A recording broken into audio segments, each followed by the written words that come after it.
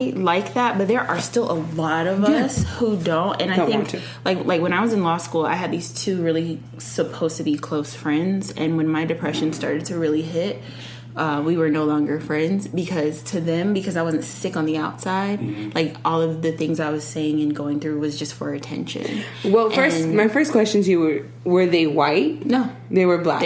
I think that and I agree with you on that aspect. There's still that point, not to cut you off. Yeah. There's still that point in our communities where we are so conditioned to think that we're not allowed to have bad days. Yeah. We're not allowed to feel depressed. What do you need to feel depressed for? Because there's so many other aspects of us. Like Trevor Noah said it perfectly. I love him. I love him too.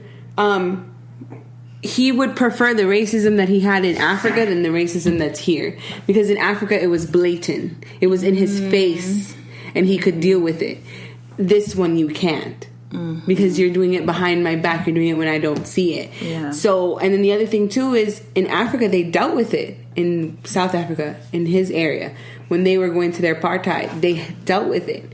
This is what happened. This is why it happened. This is what happened. This is who did it and why they did it. We as Americans have never felt that. And as the black and brown community, we've never been given the opportunity to say, it's okay for us to be depressed. Because we got a lot to be depressed about. Right. But no one has ever said that that's okay for us to feel that way. Because we shouldn't be depressed. Because we're alive. We're here. How many times, like my mom will always say, what are you sad about?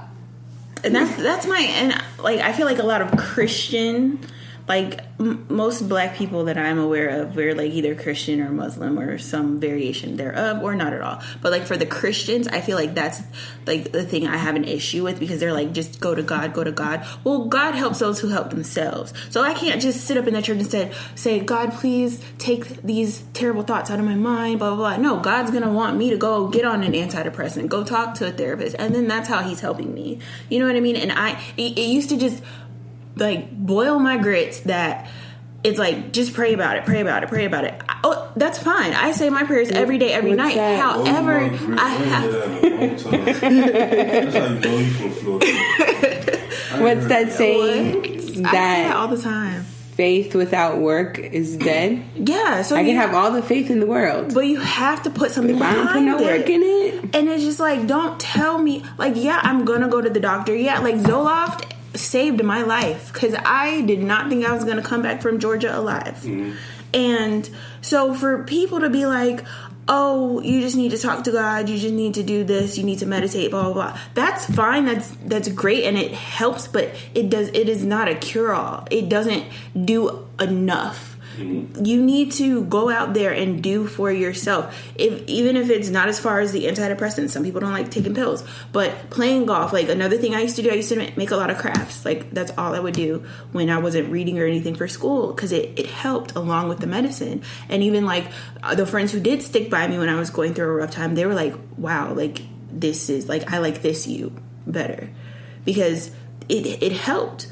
I would pray about it. I would say like, God, I don't like feeling like this. I don't understand this. And I anyway, it's just like, but I also knew I had to do something else. You can't just rely on saying some words in your head or out of your mouth, however you choose to pray. You also have to work. And I think that the black, like older blacks, maybe, and older brown people as well, like they're just so like, Jesus, Jesus, Jesus. No, Jesus would also want you to do something about it. Like you, and it makes me so mad, because then they shame you for going out and doing something besides praying.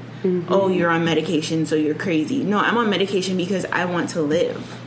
Like, and oh, you turned your back on the church.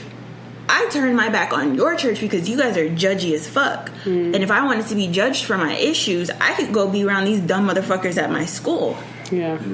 I'm coming to the church for support, only to have y'all just be like, nothing's wrong with you. Oh, actually, no, you're super crazy. We're just going to shut you out.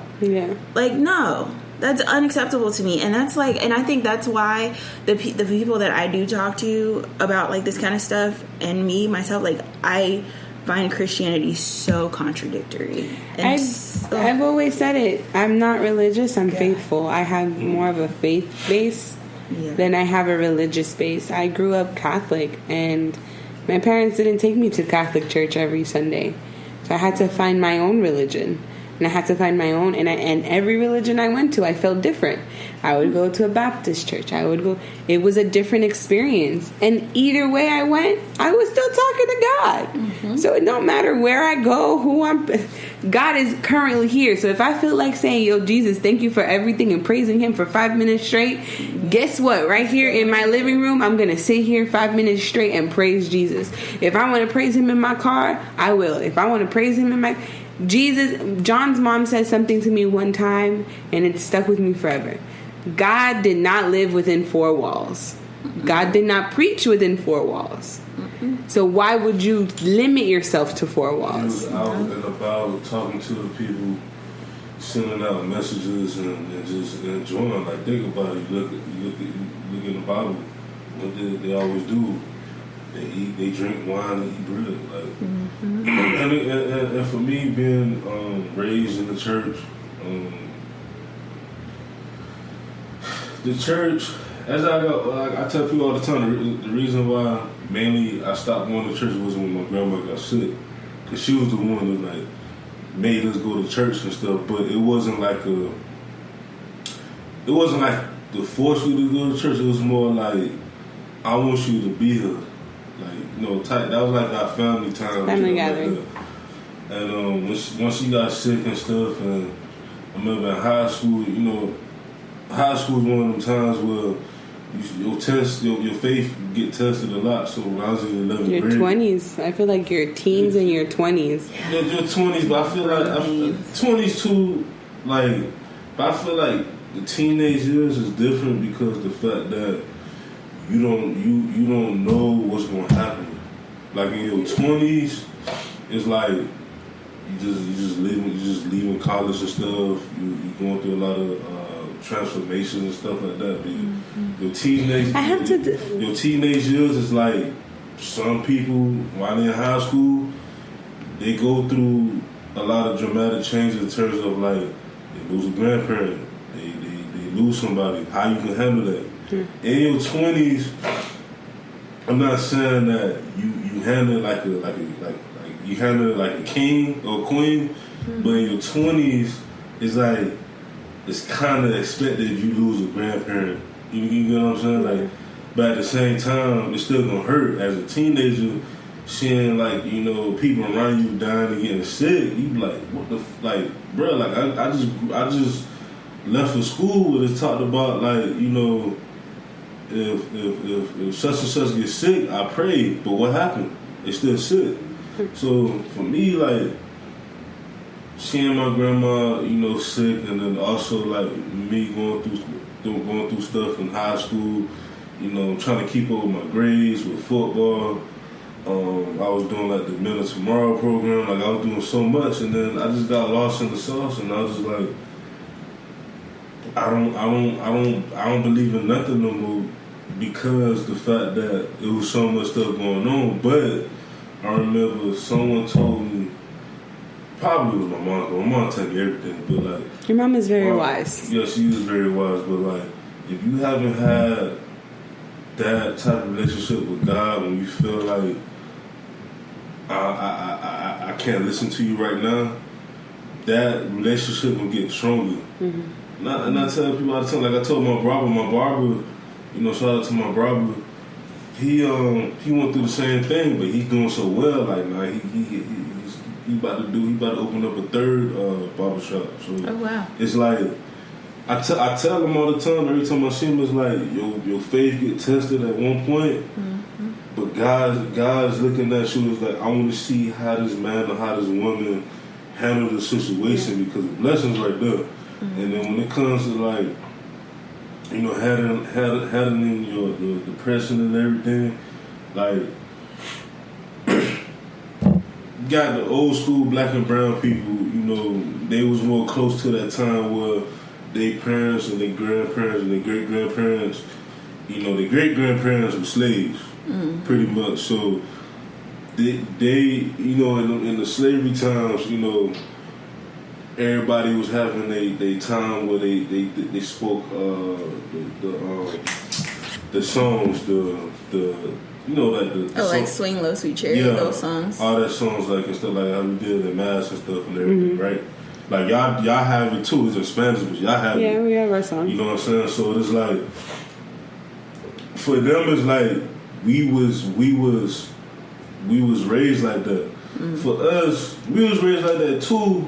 But then we was also like, as we got older, we start realizing, like, I don't always have to, like, I love God, and I don't always have to talk to Him.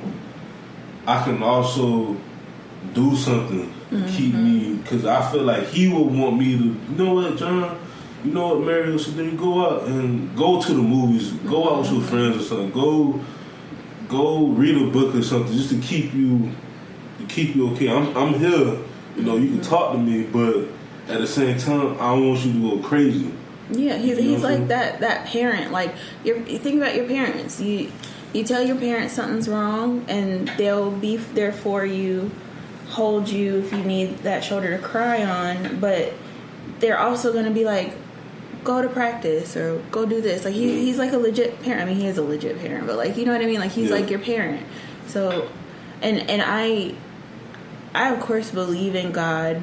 And I was raised in the United Methodist Church, and I was in church every Sunday on finance board, youth lay leadership. You Methodist? Yeah.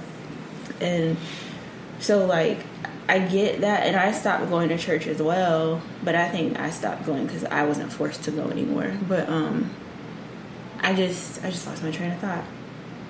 Anyway, I think that with the older generations, like, they just need to, like, I don't know, let us go and stop forcing their old school beliefs on us. I'm all for tradition. Like, I love traditions, but that's the thing. That's why they just need to loosen it up. That's the thing. Like, I feel like when it comes to religion, like, we would when we came, even as slaves, like, we all broken off in different, like, Caribbeans and stuff like that. Like, I remember I was telling one of my homeboys, Carl, like, I was playing Assassin's Creed Freedom Cry, and they talked about, like, the Haitian story about, like, the whole, like, the going against the, you know, trying to be independence against the French. And, like, in the game, you could hear them singing them songs and stuff like that. Interesting. And I'm like, I feel like in between the slavery and now, between the gaps, it's like, I feel like we became, I don't want to say just Americanized, because Catholic wasn't founded here, you know. Like, some religions wasn't really founded here. I just feel like once, like, you could say Americanized too, but once, like, as in time, we were trying to figure out, all right, we out of slavery, we ain't got no fucking master, segregation is over, so it's like, okay, who can we go to? That's just my opinion. Who can we go to? And some people look at religion, but at the end of the day, we all believe in the tradition. Like, Bahamians had their own tradition, how they handled it. Dominicans had their own tradition, how they did it. And I feel like I want to, like, our great grandparents and stuff, like, they try to mix tradition with religion, which tradition and religion for me don't mix. Like, tradition is more like, we could have a service right here in our house every week. You know what I'm saying? Like, but religion, I feel like it kind of brainwashed us to be like, oh, we have to go to an actual church, like a church that was built.